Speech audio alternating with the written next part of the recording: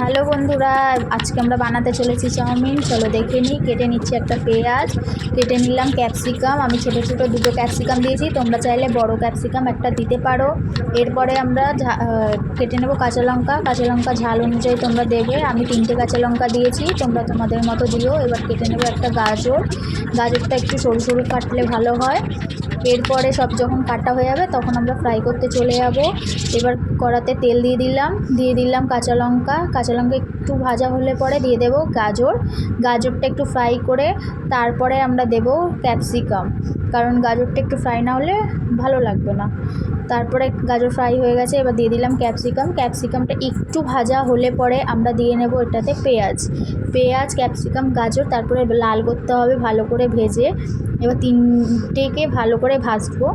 ভাজা হয়ে গেলে পরে আমরা দিয়ে দেব ডিম। আমি এখানে একটা ডিম দিয়েছি, তোমরা চাইলে তোমরা 2টো ডিমও দিতে পারো।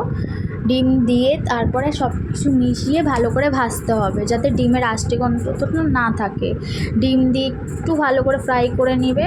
যখন ভালো করে ভাজা হয়ে যাবে তখন আমরা দিয়ে নেবো বয়েলড করা চাউমিন আমি হলুদ দিয়ে বয়েল করেছি, তোমরা চাইলে হলুদটা বাদ দিতেও পারো।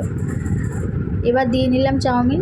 এরপরে আমরা দিয়ে নিচ্ছি পরিমাণ মতো লবণ আর 1 table spoon vinegar, 2 table spoon soya sauce. তারপর ভালো করে ফ্রাই করে নেব। এবার আমাদের হয়ে গেছে চাউমিন তৈরি করা। যদি তোমাদের ভিডিওটা ভালো লাগে প্লিজ সাবস্ক্রাইব করে দিও, লাইক করে দিও। Thank you.